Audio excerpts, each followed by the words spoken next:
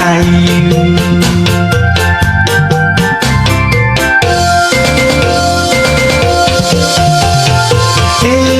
Seneng hatiku wis ora sabar pengen ketemu karo cahayu sing wis nunggu-nunggu.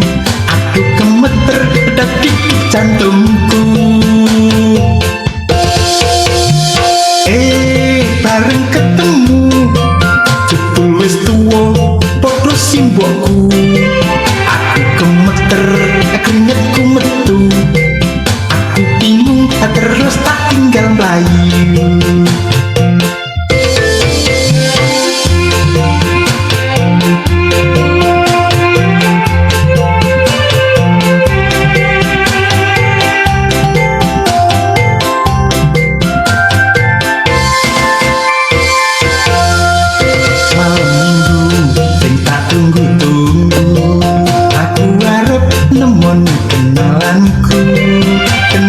Baru lagi sewulan lewat telepon oleh kenalan.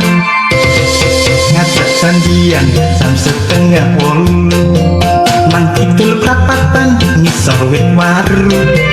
Jare rambut dawa klambine biru.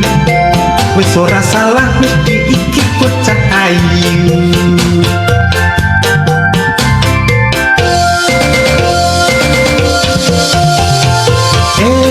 Seneng hatiku wis ora sabar kepengin ketemu karo cahayu sing wis nunggu-nunggu.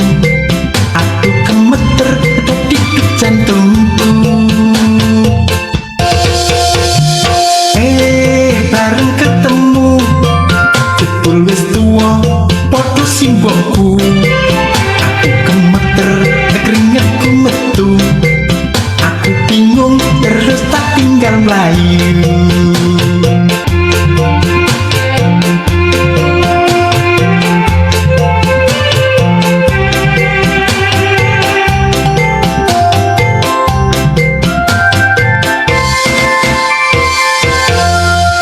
Malam minggu sing tak tunggu-tunggu. Aku arep nemoni kenalanku. Kenalan baru lagi sewulan lewat telepon oleh kenalan. Ngajak janjian jam 7:30 nang kidul prapatan ngisor wit waru.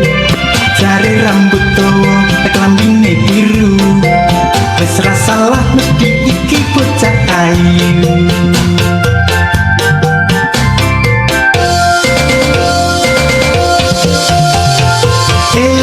Seneng hatiku wis ora sabar pengen ketemu karo cahayu sing wis nunggu-nunggu. Aku gemeter dadi jantungku. Bareng ketemu jebul wis tuwa padha simbokku. Aku gemeter keringetku metu. Aku bingung terus tak tinggal mlayu.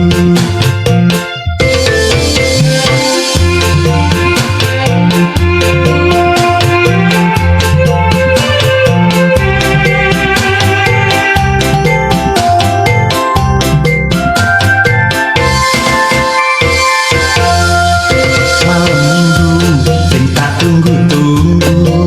Aku arep nemoni kenalanku.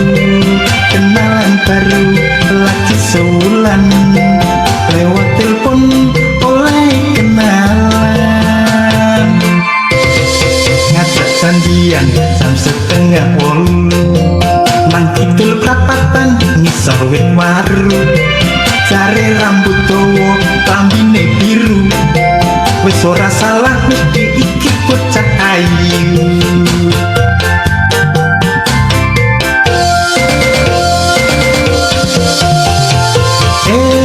Seneng hatiku wis ora sabar kepengin ketemu karo cahayu sing wis nunggu-nunggu.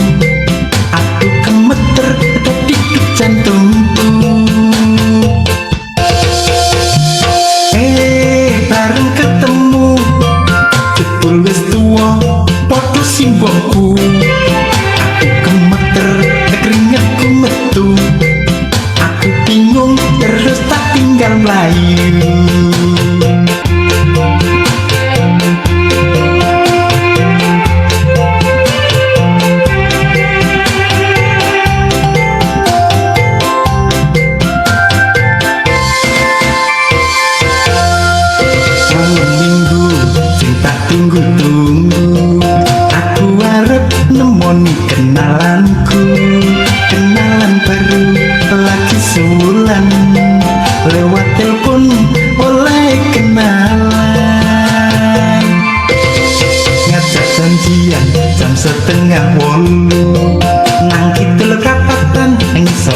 waru jare rambut dawa klambine biru wis ra salah mesti iki bocah ayu.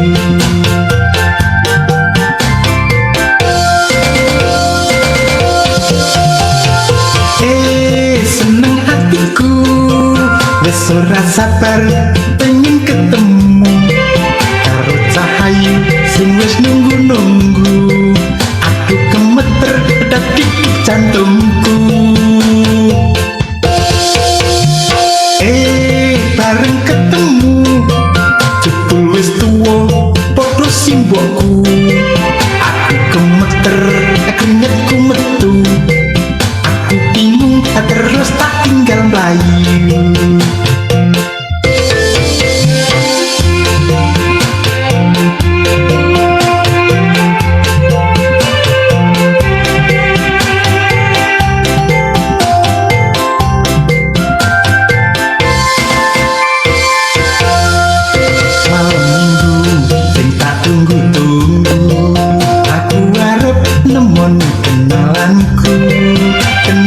Baru lagi sewulan lewat telepon oleh kenalan.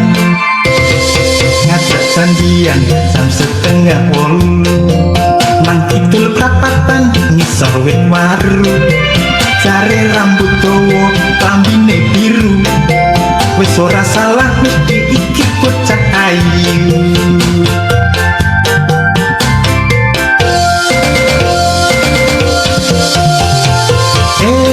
Seneng hatiku wis ora sabar pengen ketemu karo cahayu sing wis nunggu-nunggu. Aku gemeter dadi jantungku. Bareng ketemu jebul wis tuwa padha simbokku.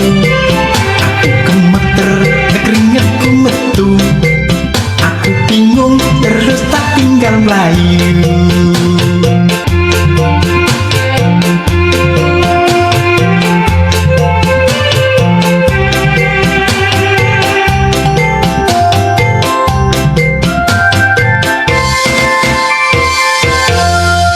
Malam minggu sing tak tunggu-tunggu.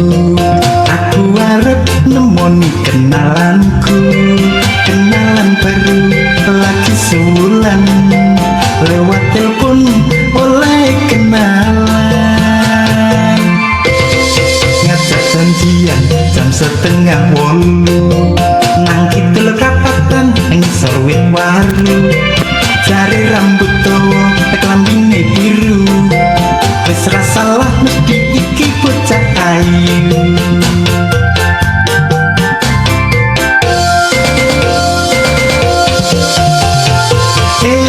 Seneng hatiku wis ora sabar pengen ketemu karo cahayu sing wis nunggu-nunggu. Aku gemeter dadi jantungku.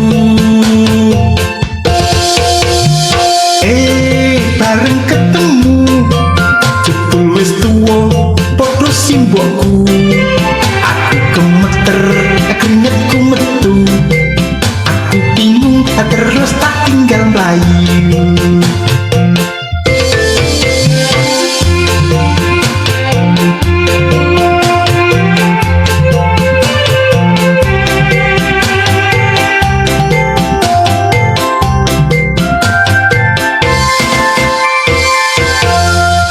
Malam minggu sing tak tunggu-tunggu.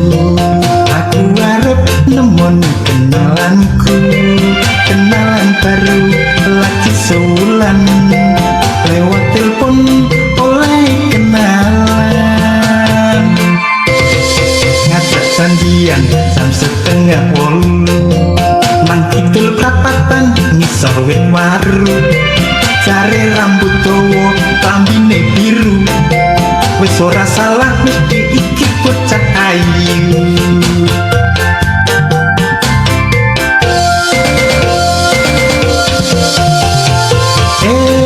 Seneng hatiku wis ora sabar pengen ketemu karo cahayu sing wis nunggu-nunggu. nunggu. Aku gemeter detik jantungku. Bareng ketemu jebul wis tuwa padha simbangku. Aku gemeter keringetku metu. Aku bingung terus tak tinggal mlayu.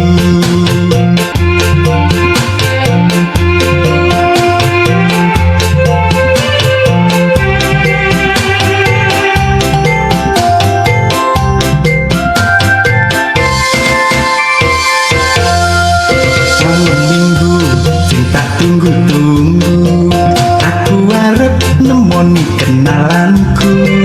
Kenalan baru lagi sebulan, lewat telepon oleh kenalan.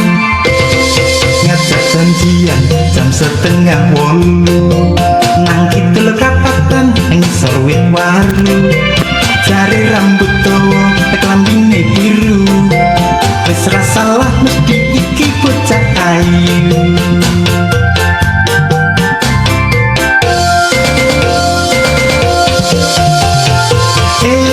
Seneng hatiku wis ora sabar pengen ketemu karo cahayu sing wis nunggu-nunggu.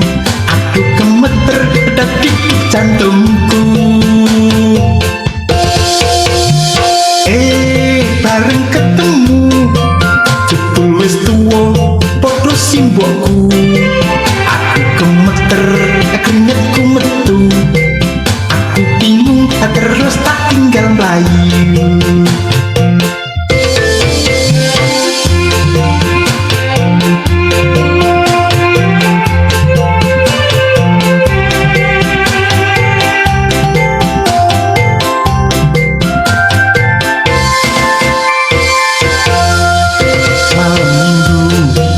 Tunggu-tunggu, aku arep nemoni kenalanku. Kenalan baru lagi sebulan, lewat telepon oleh kenalan. Ngajak janjian jam 7:30 nang kidul prapatan ngisor wit waru. Jare rambut dawa klambine biru, wis ora salah mesti iki bocah ayu.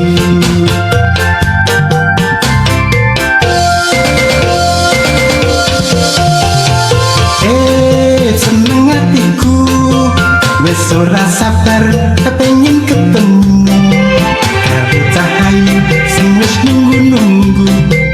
Aku gemeter detik jantungku. Bareng ketemu jebul wis tuwa padha simbangku. Aku gemeter keringetku metu. Aku bingung terus tak tinggal mlayu.